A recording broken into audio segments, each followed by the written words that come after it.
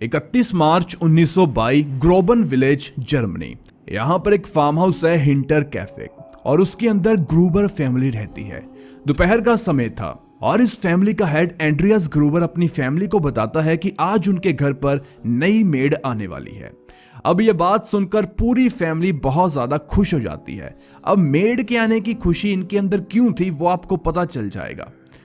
दोपहर भी निकल जाती है और ऐसे ही करते करते शाम आ जाती है। अब शाम के टाइम वो मेड आ जाती है। उसका नाम था मारिया बॉमगार्डनर और वो 44 साल की थी। वो हिंटर कैफे फार्म हाउस में अपनी बहन के साथ आई थी जिसका नाम था फ्रांसिस्का। वो दोनों आकर फार्म हाउस का दरवाजा खटखटाती है। एंड्रियास ग्रूबर दरवाजे को खोलता है और दरवाजा खोलने के बाद एंड्रिया सबसे पहले उसे यही बात बोलता है कि तुमने जो कुछ भी सुना वो सब झूठ है। और आगे से मारिया बॉमगार्डनर भी हाँ में सर हिलाती है।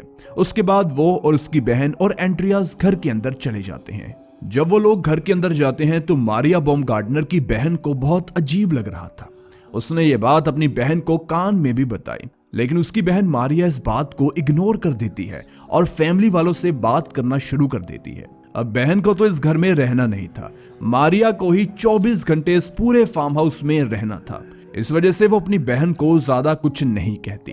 अब थोड़ा टाइम और निकल जाता है। मारिया की बहन जो उसे छोड़ने आई थी अपने घर जाने की बात कहती है। यहाँ पर सभी परिवार वाले उसे कहते हैं और मारिया भी कहती है कि आज की रात तुम यहीं पर रुक जाओ, लेकिन वो नहीं मानती। मारिया से वो आखिरी बार मिलती है और फार्म हाउस से बाहर आ जाती है। इसके बाद उस फार्म हाउस का दरवाजा बंद हो जाता है। अब उस बंद दरवाजे के पीछे उस रात कुछ ऐसा होने वाला था जिसके बारे में आज हम 101 साल बाद बात कर रहे हैं।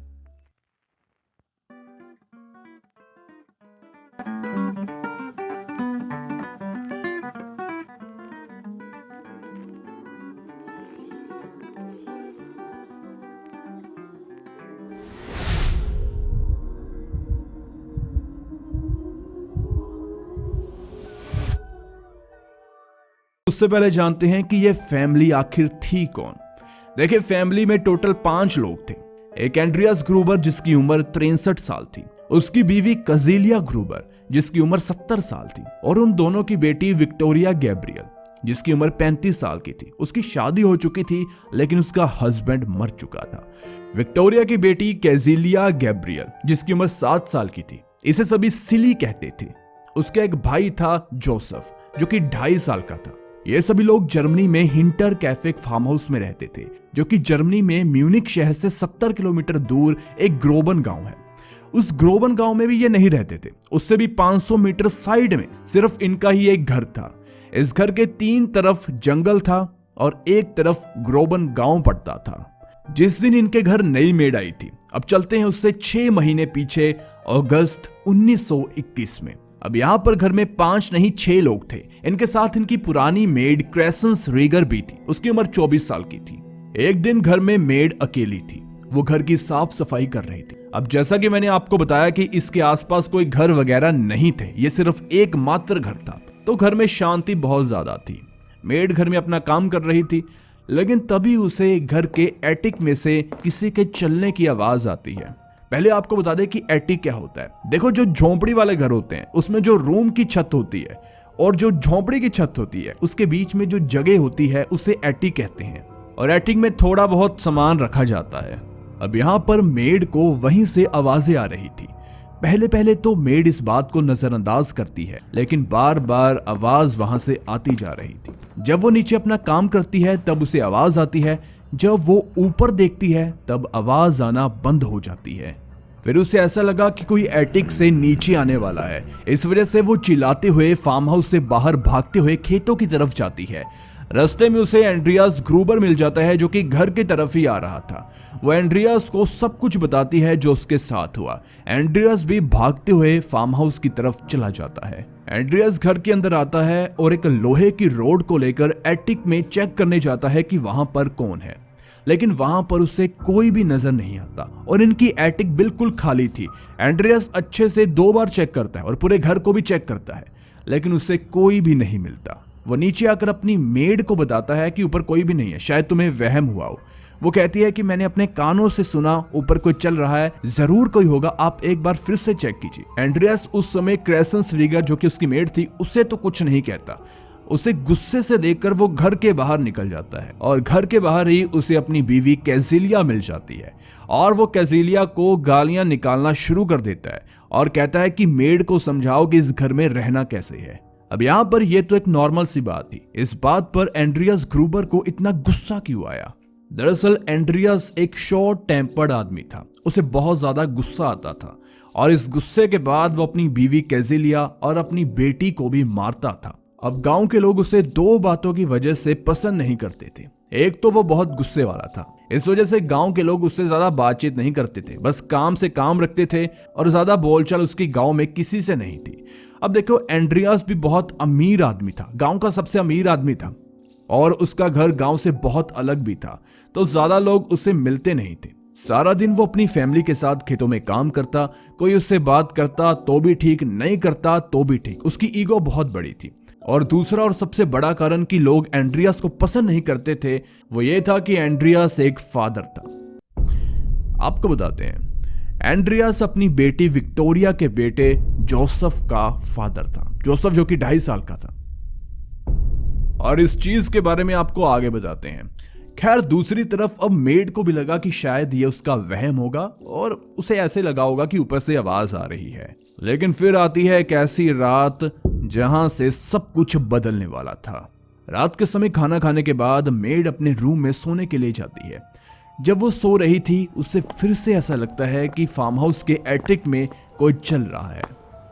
उसे लगा कि वहम है, उसने ज्यादा ध्यान नहीं दिया क्योंकि पिछली बार जब उसने एंड्रियास को बताया था तो वो काफी गुस्सा हुआ था कि ऊपर कोई नहीं है।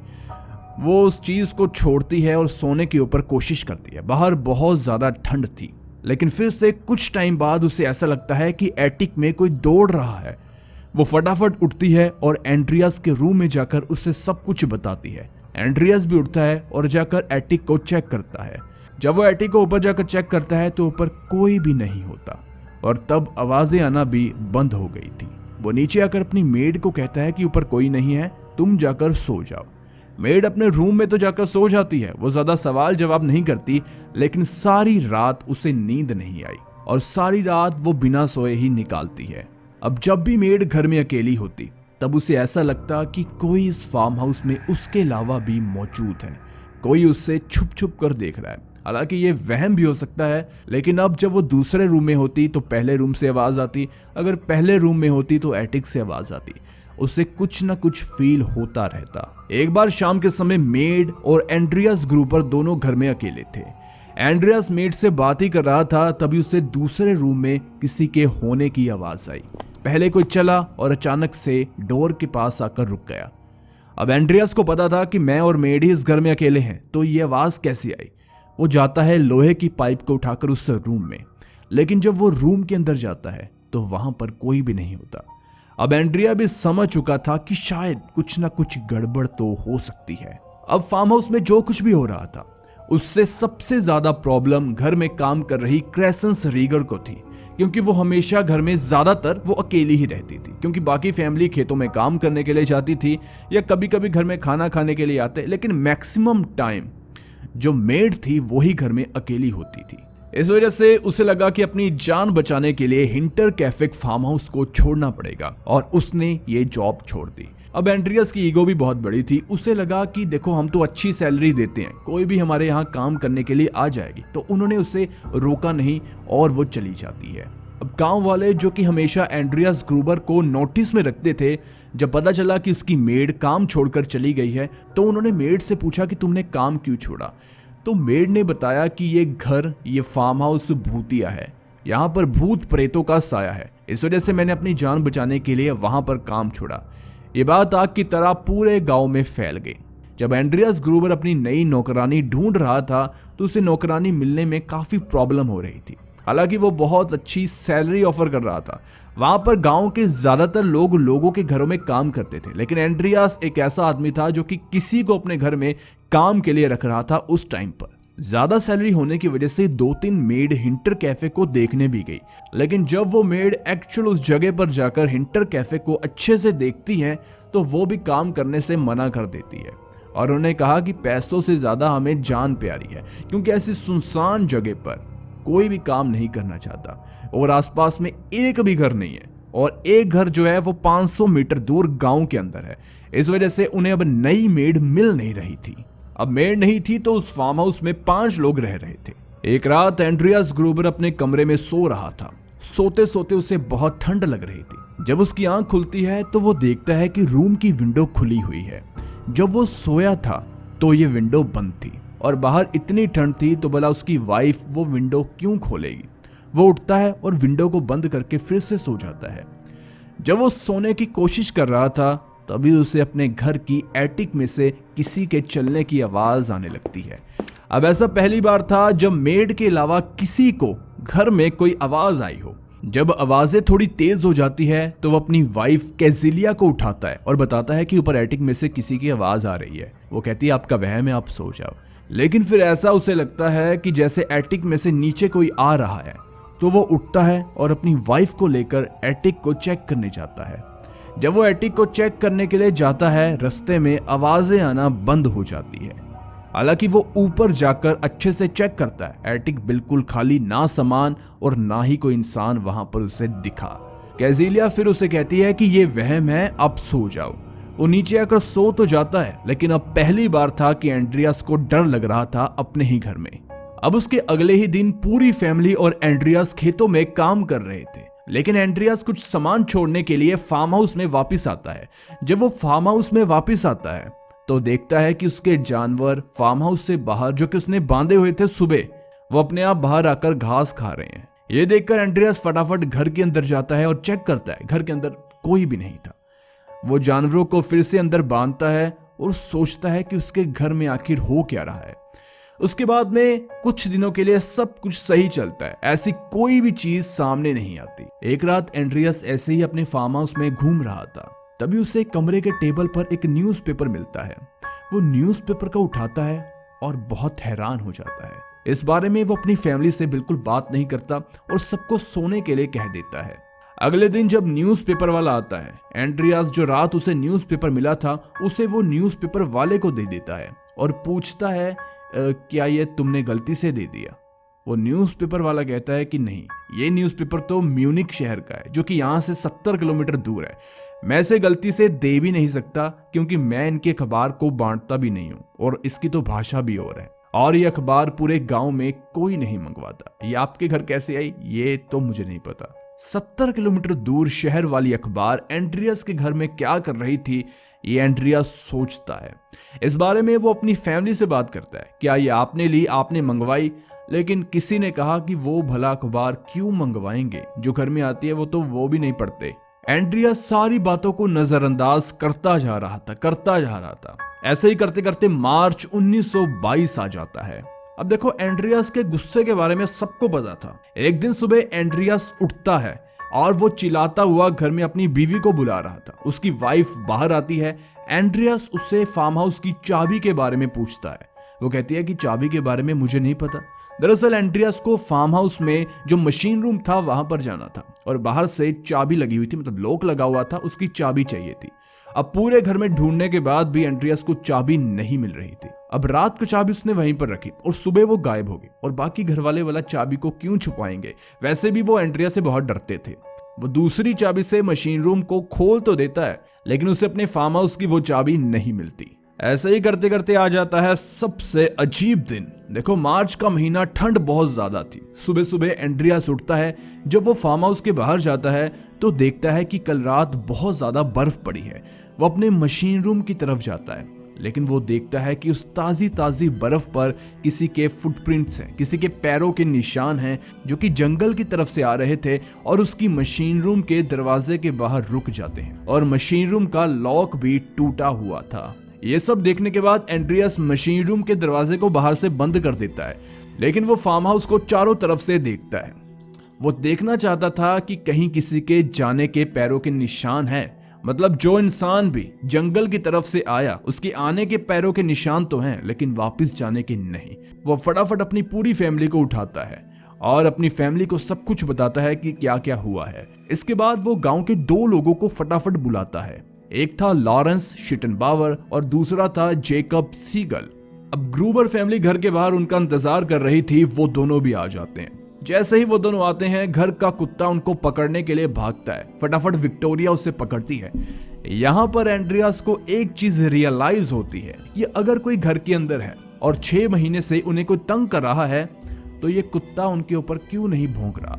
इनका कुत्ता बहुत ज्यादा खतरनाक था और कोई भी अगर अनजान आदमी इस हिंटर कैफे फार्म हाउस के आसपास भी उसे दिख जाता तो उसे मारने को फिरता। लेकिन कल रात भी वो नहीं भौंका और घर में वो अकेला होता है तब भी वो नहीं भौंकता। शायद उसे कोई दिखता ही नहीं। खैर, इससे पहले वो लोग घर के अंदर जाने के बजाय उन फुटप्रिंट्स को फॉलो करते हैं और जंगल की तरफ जाकर देखते हैं कि ये लोग कहां से आए।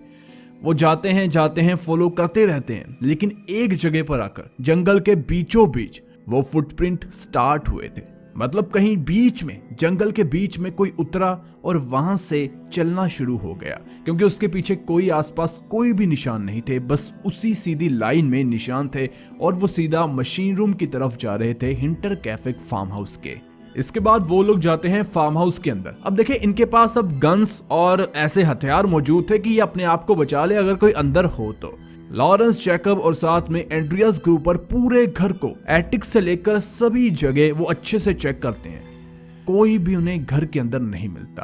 कोई इंसान घर के अंदर आया, उसके बाहर जाने के निशान भी नहीं है, लेकिन घर के अंदर भी वो नहीं है। अब ऐसे इनके घर में कोई जगह नहीं थी जो कि इन्हें ना पता हो, जहां पर वो छुप गया हो। घर का एक एक कोना चेक करने के बावजूद भी इन्हें कुछ नहीं मिला। लॉरेंस कहता है कि शायद किसी जानवर के निशान हो सकते हैं, लेकिन उसके पैरों के निशान ऐसे तो नहीं होने वाले थे। तो ये सभी इस समय थोड़े कंफ्यूजन में ही थे। एंड्रियास उन दोनों को बिठाता है और सारी चीजें बताता है कि उसके साथ इस घर में क्या क्या हो रहा है। एंड्रियास को ऐसे बताना अच्छा तो नहीं लग रहा था, लेकिन फिर भी वो बताता है। लॉरेंस कहता है कि तुम्हें अगर कभी भी कोई जरूरत पड़े तो हमें बुला लेना, और साथ में वो अपनी गन भी एंड्रियास को देता है। एंड्रियास उसे नहीं रखता। एंड्रियास को लगा कि ये शायद उसका मजाक उड़ा रहा है और ये शायद उसे कमजोर समझ रहा है। इस वजह से एंड्रियास कहता है, कोई बात नहीं, मुझे इस गन की कोई जरूरत नहीं है। दूसरी तरफ जेकब सीगल का मानना था कि ये कोई भूत प्रेत का मामला है, चोर और किसी डाकू का ये सीन नहीं है, शायद घर में भूत प्रेत है। अब यहाँ पर इनकी फैमिली बहुत ज्यादा ही धार्मिक थी। एंड्रियास भी अपने चर्च के फादर को अपने हिंटर कैफे फार्म हाउस में बुलाता है और प्रेयर करवाता है, अगर कोई बुरी शक्ति, भूत वगैरह कुछ भी है तो उससे इन्हें छुटकारा मिल सके। तो ये भी वो कर देख ही लेते हैं। इसके बाद आती है मेन तारीख 31 मार्च 1922। अब इसी दिन पूरे 6 महीने के बाद इन्हें नई मेड मिली थी, मारिया बॉमगार्डनर, जो कि शाम को अपनी बहन के साथ आई थी। खैर, वो रात भी निकल जाती है। अब आता है 1 अप्रैल 1922। अब यहाँ पर इनके ग्रोबन गांव में 2 भाई रहते थे जो कि कॉफी और चाय का बिजनेस करते थे। उनका नाम था हैंस शिरोस्की और एडवर्ड शिरोस्की। ये दोनों आते हैं हिंटर कैफे फार्म हाउस में क्योंकि इन्हें एंड्रियास ग्रूबर ने बुलाया था। कोई ऐसे ही बिजनेस डील, मतलब कुछ करना था, उसे बातचीत करनी थी, तो इस वजह से एंड्रियास ने उन्हें बुलाया था। वो आते हैं, घर का दरवाजा नॉक करते हैं, अंदर से कोई नहीं निकलता। वो मशीन रूम को चेक करते हैं, सभी चीजें अंदर से बंद थी। हर खिड़की, हर दरवाजा अंदर से बंद था। काफी देर एंड्रियास का नाम पुकारने के बाद, दरवाजा नॉक करने के बावजूद भी कोई बाहर नहीं आया। उन्हें एक बात पता थी कि अंदर जानवर बंद है और उनके कुत्ते की भी आवाज बाहर आ रही थी। वेट करने के बाद वो वापस वहां से चले जाते हैं। अब उसी दिन रात को 11:30 बजे एक माइकल प्लॉकल नाम का कारपेंटर था, ग्रोबन गांव का ही।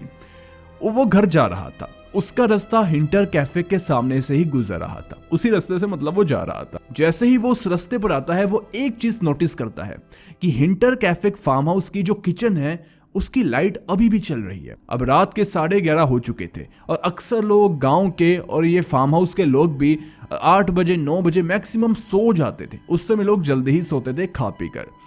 तो माइकल प्लॉकल को लगा कि शायद वो लोग कोई काम कर रहे हो या बच्चे के लिए कुछ खाने के लिए बना रहे होंगे, तो वो इस चीज को नजरअंदाज करके आगे बढ़ता जाता है। वैसे ये नई चीज थी, वो हमेशा इस रास्ते से जब भी गुजरता था, कभी भी इतनी रात को लाइट नहीं चलती थी किसी की रसोई की, और खासकर इनकी रसोई की। लेकिन जैसे ही वो इंटर कैफे के पास आता रहता है, उसे काफी अजीब सी स्मेल आनी शुरू हो जाती है और वो रुक जाता है और वो देखता है कि इतनी अजीब स्मेल क्यों आ रही है। जब वो रुकता है, वहां पर ध्यान से देखता है, तो उसे हिंटर कैफे फार्म हाउस की जो चिमनी थी, जो कि किचन से जुड़ी हुई थी, वहां पर उसे धुआं दिखाई देता है। थोड़ा थोड़ा दिख रहा था और उस धुएं से ही ये स्मेल आ रही थी। दरअसल उसे मांस जलने की बदबू आ रही थी। इसके बाद में उसे अंधेरे में एक आदमी खड़ा हुआ दिखाई देता है। उसे लगा कि ये एंड्रियास ग्रूबर है। वो उसके पास जाता है और पूछता है कि एंड्रिया, सब कुछ ठीक है ना?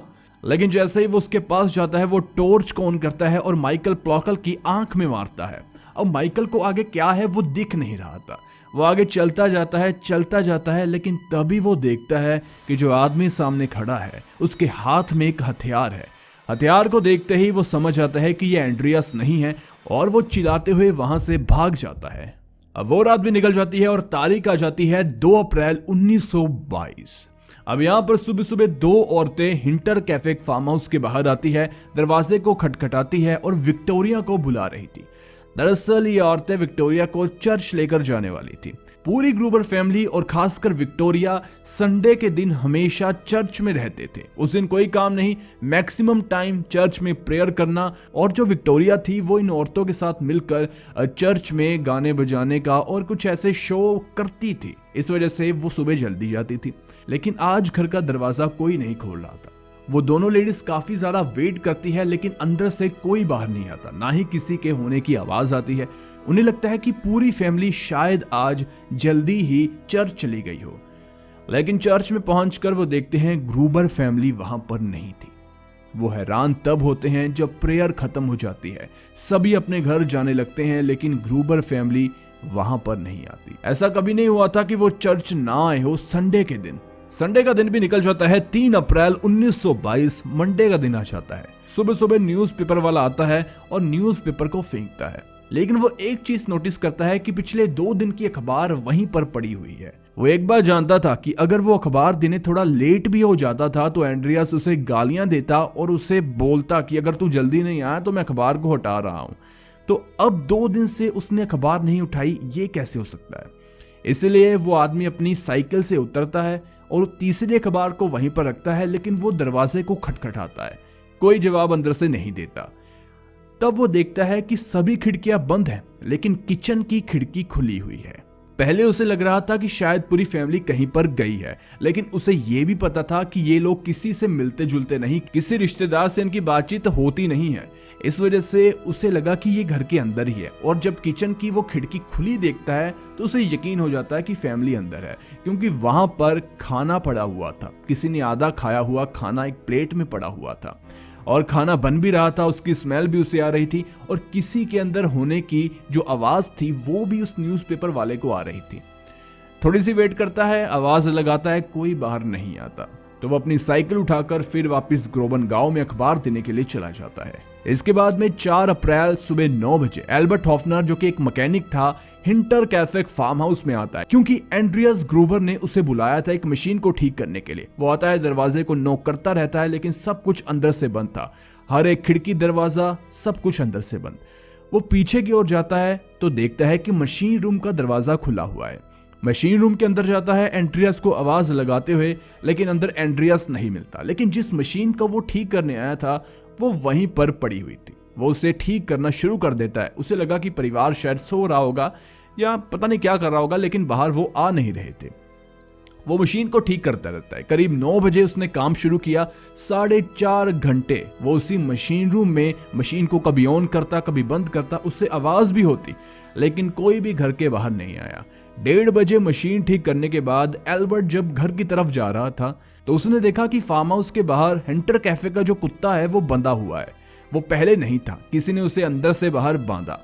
और बार्न हाउस, जहां पर जानवरों के खाने पीने का सामान और जो फसलें रखी जाती है, उसका दरवाजा भी खुला है, मतलब घर में कोई आ गया होगा। वो फिर से दरवाजा नॉक करता है, लेकिन एंड्रियास या फैमिली का कोई भी मेंबर बाहर नहीं आता। एल्बर्ट को ये चीजें बहुत अजीब लग रही थी, क्योंकि 4 घंटे से वो मशीन रूम में शोर कर रहा है और अगर कोई घर में है, ऑब्वियसली कोई घर में होगा तभी तो कुत्ते को बाहर बांधा, तो वो उससे मिलने क्यों नहीं आया और बार बार दरवाजा खटखटाने के बाद कोई बाहर क्यों नहीं आ रहा।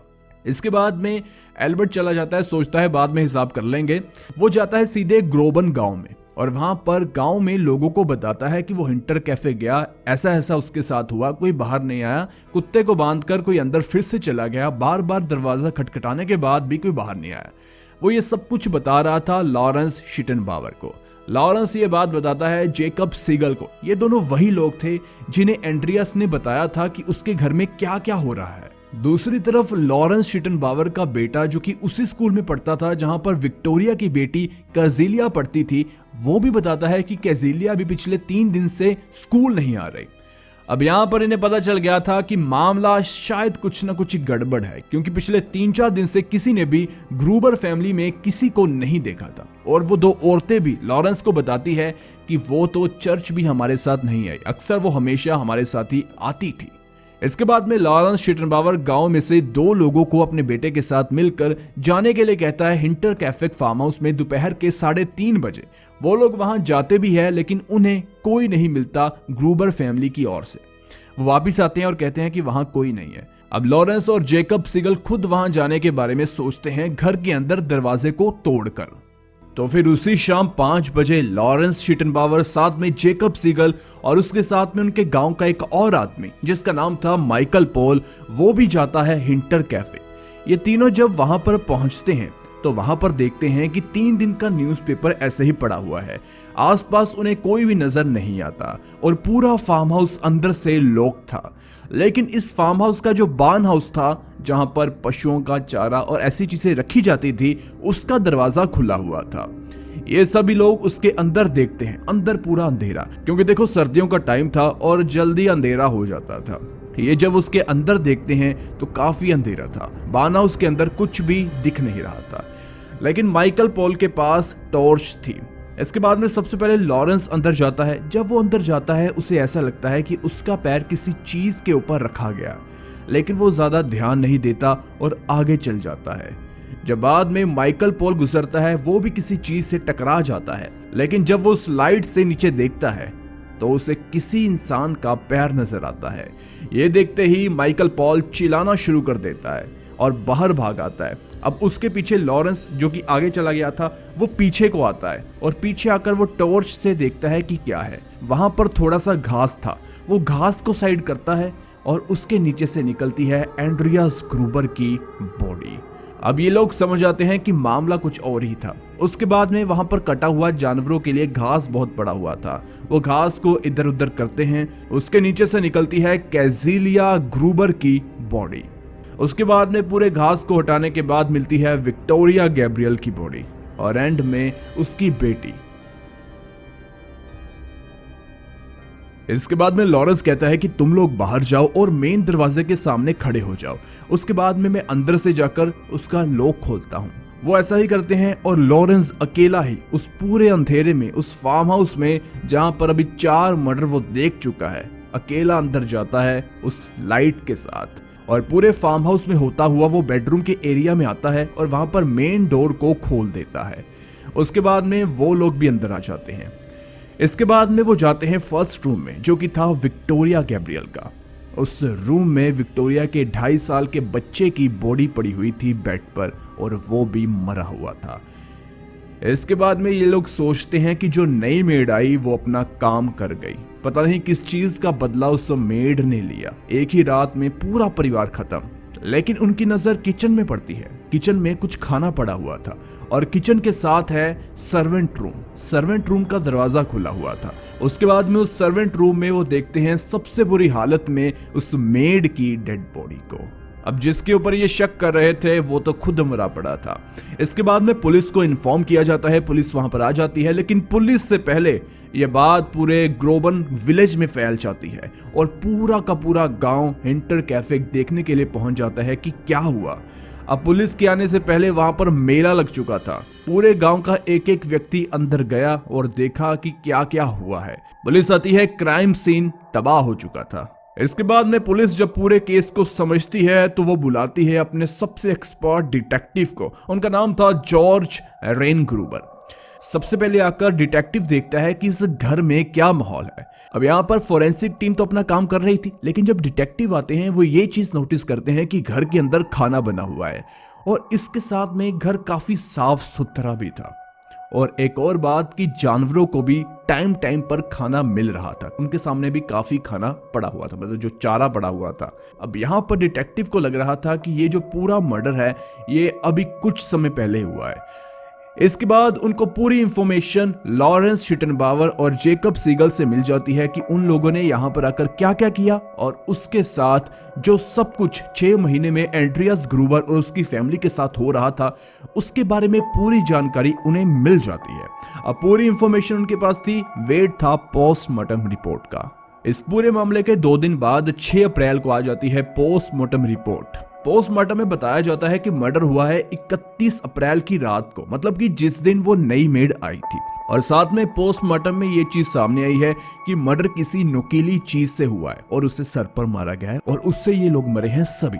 अब पुलिस ने ये खुद देखा था कि खाना बना हुआ है और बाकी चीजें भी घर में नॉर्मली हो रही है। अब पुलिस का मानना था कि ये लोग अभी मरे हैं कुछ समय पहले, या मैक्स टू मैक्स 1 दिन पहले, लेकिन पोस्टमार्टम के हिसाब से ये 4 दिन पहले मरे हैं। पुलिस यहाँ पर न्यूज़पेपर देखती है तो 31 मार्च के बाद न्यूज़पेपर को भी नहीं उठाया गया, और साथ में जो विक्टोरिया की बेटी थी कैजिलिया, वो भी 31 मार्च के बाद स्कूल में नजर नहीं आई, हालांकि वो कभी छुट्टी नहीं करती थी। और 31 मार्च के बाद किसी ने भी इन लोगों को घर के बाहर या कहीं पर भी नहीं देखा था। लेकिन गांव के लोगों ने बताया कि हमने इनकी चिमनी में से जो किचन होती है वहां पर कुछ बनते भी देखा, और घर में फूड भी बना हुआ था। घर में जो खाने पीने का सामान था वो भी अब खत्म होते जा रहा था, और साथ में कुत्ता कभी अंदर बांध देते थे कभी बाहर बांध देते थे, तो वो कौन करता था? अब ये सवाल पुलिस के सामने था। उसके बाद में बड़ी एक स्ट्रेंज इंफॉर्मेशन आपको बताते हैं।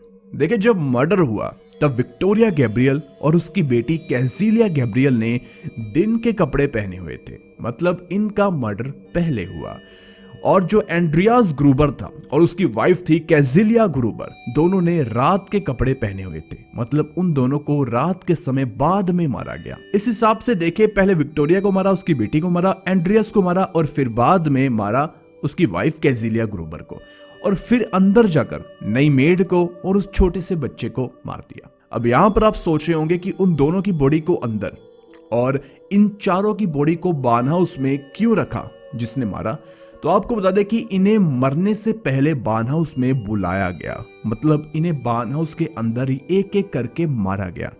और एक और बात पोस्टमार्टम में सामने आई कि इन लोगों ने अपने आप को बचाने की एक भी कोशिश नहीं की। देखिए, जब कोई इंसान अपने आप को बचाता है तो कुछ निशान बॉडी के ऊपर आ जाते हैं, वो नहीं आए। मतलब इन लोगों ने अपने आप को बचाने की एक भी कोशिश नहीं की। भला ऐसे कैसे हो सकता है?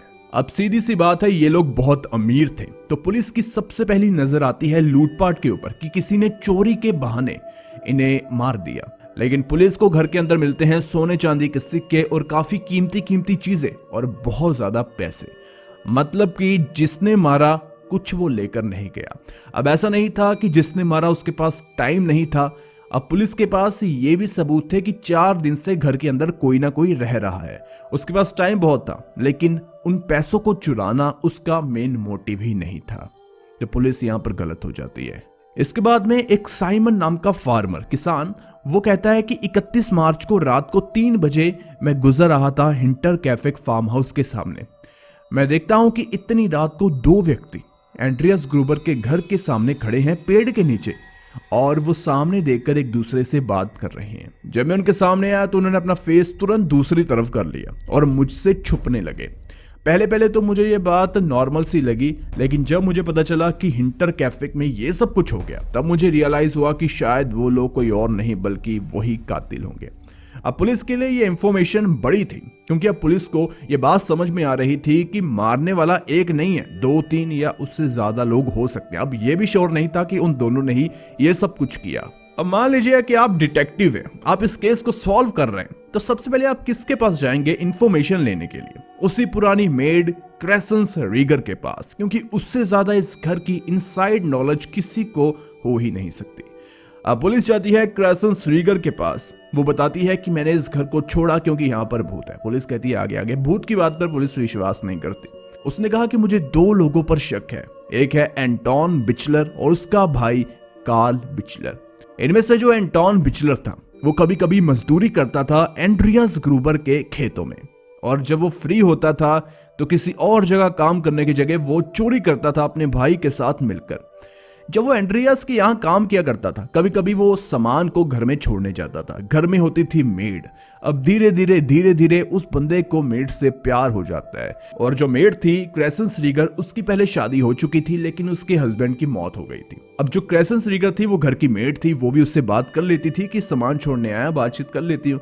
लेकिन एंटोन इसे प्यार समझ आता है और उसे शादी के लिए प्रपोज कर देता है। अब ऐसा नहीं था कि क्रेसेंस रीगर उससे शादी करना ही नहीं चाहती थी, लेकिन एंड्रियास ग्रूबर ने बताया कि ये चोर है दोनों भाई, इनसे बचकर रहो और इसे शादी करने की जरूरत नहीं है, तुम्हें और अच्छे लड़के मिल जाएंगे।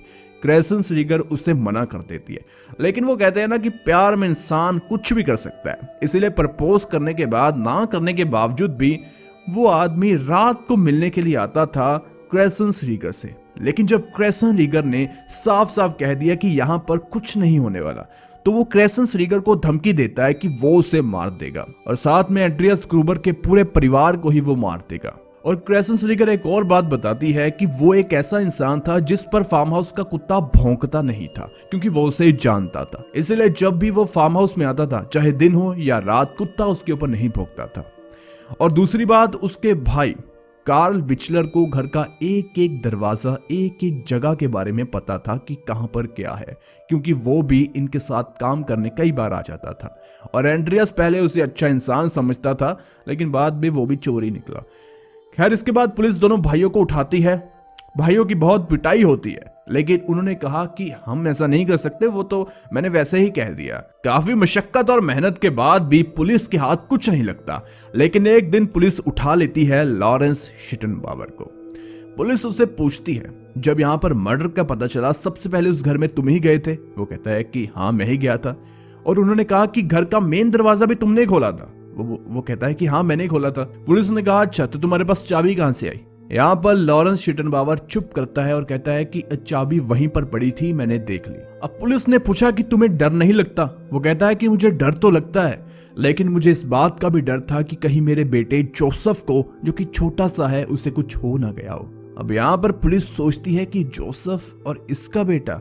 देखिए, वीडियो के शुरू में हमने आपको बताया था कि जोसेफ एंड्रियास ग्रूबर का बेटा है, लेकिन अब लॉरेंस इन सब के मरने के बाद ये क्यों कह रहा था कि जोसेफ इसका बेटा है, ये आपको बताते हैं। लेकिन इस पूरे खेल को समझने से पहले थोड़ा सा पीछे जाना पड़ेगा। देखिए, विक्टोरिया गैब्रियल की शादी हुई कार्ल गैब्रियल से, और ये एक फौजी था जर्मन सेना में।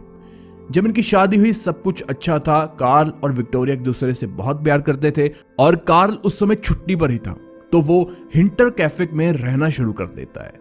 यहाँ पर सब कुछ अच्छा तो चल रहा था। इनकी बेटी भी होती है कैजिलिया, लेकिन बाद में एक दिन लड़ाई हो जाती है एंड्रियास ग्रूबर और कार्ल के बीच में।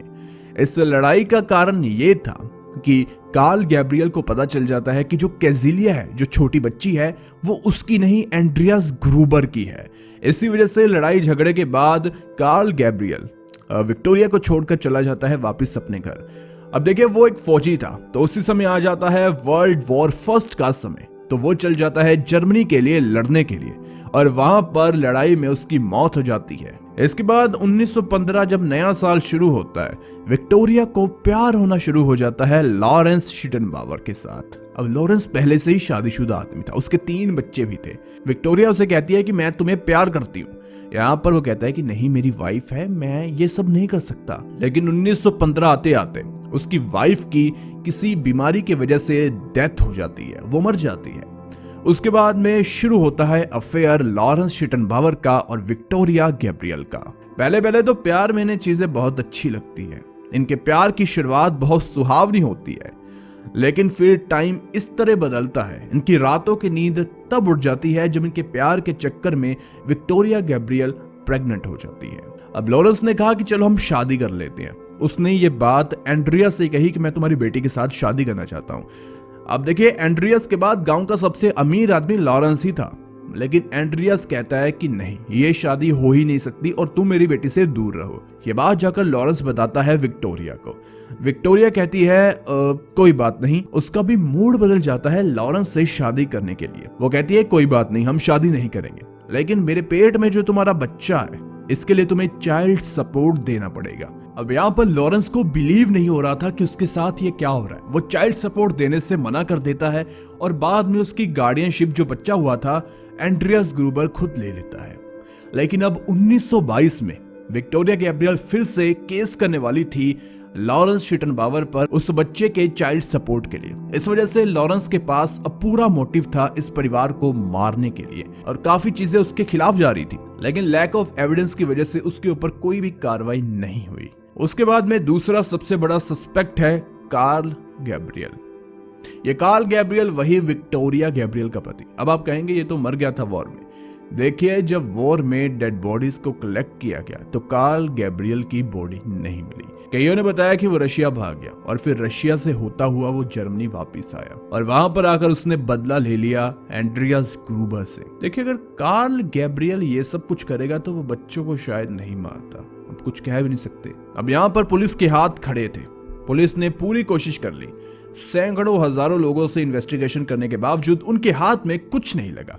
लेकिन एक सबसे तगड़ी थ्योरी सामने आई जिस पर पुलिस बिलीव तो नहीं करती, लेकिन पूरा गांव और पूरा जर्मनी करने लगा था। वो ये कि किसी बाहरी ताकत ने, मतलब कि सुपर नेचुरल पावर ने इन सबको मारा, यानी कि भूत ने मारा। देखिए, हमने आपको ये तो बताया कि जब विक्टोरिया मरी और एंड्रियास ग्रूबर और सभी लोग मरे तो उन्होंने कपड़े क्या पहने थे, लेकिन आपको जरा बताते हैं कि उस मेड ने क्या पहना था। जब मेड की बॉडी को देखा गया तो उसने पूरे स्वेटर से लेकर नीचे शूज तक पहने हुए थे और उसका बैग पैक था।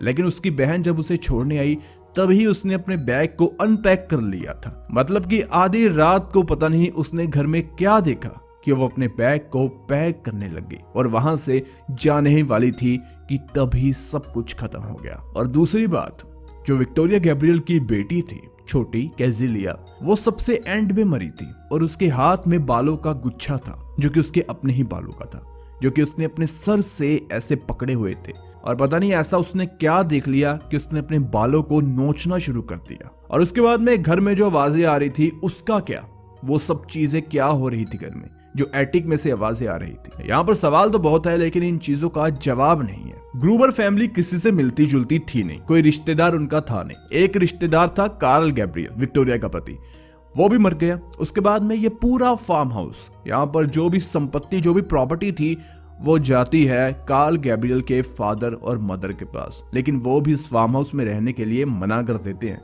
और फिर 1 साल बाद 1923 में इस पूरे फार्म हाउस को तोड़ दिया जाता है। और जब फार्म हाउस तोड़ा जाता है तभी वहां पर पुलिस को बुलाना पड़ता है। वजह थी मर्डर वेपन का मिलना। पुलिस ने पहले पूरी तहकीकात, पूरी रिसर्च ऑपरेशन सब कुछ चलाया, लेकिन पूरे फार्म हाउस में मर्डर वेपन नहीं मिला। लेकिन जब इस फार्म हाउस को तोड़ा जा रहा था तो पता नहीं कहां से वो मर्डर वेपन आ गया और वेपन के ऊपर खून के निशान थे। लेकिन हैरानी की बात, पूरे मर्डर वेपन के ऊपर फिंगरप्रिंट थे ही नहीं। अब केस ठंडा पड़ गया था। 5 साल बाद एक होती है अजीब चीज। ग्रोबन गांव में ही एक व्यक्ति का घर है। वहां पर रात के वक्त कोई आदमी आता है, नॉक करता है डोर को और कहता है कि एंड्रियास ग्रूबर और उसके पूरे परिवार को मारने वाले का कुछ पता चला या नहीं। सामने से आदमी कहता है कि नहीं। वो कहता है तुम्हें पता है कि उन्हें किसने मारा? सामने आदमी कहता है कि नहीं, मुझे नहीं पता। वो चिल्लाता हुआ, हंसता हुआ कहता है कि मैंने उन सबको मारा।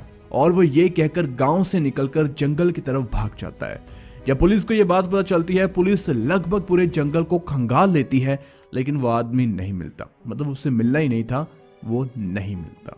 और ये केस 101 साल बाद आज भी अनसोल्ड है और ये केस आज भी चल रहा है। लेकिन जिसने भी ये सब कुछ किया वो अब अपने आप ही मर गया होगा। अपनी राय कमेंट सेक्शन में जरूर बताएं और किस केस को हम आगे कवर करें नीचे कमेंट सेक्शन में जरूर बताएं। और कैसे 3 घंटे में हो गई पूरी सेंचुरी की सबसे बड़ी होटल हाइस्ट। वीडियो आपको मिलेगी इस तरफ, देखें जरूर। Thank you for watching one M show.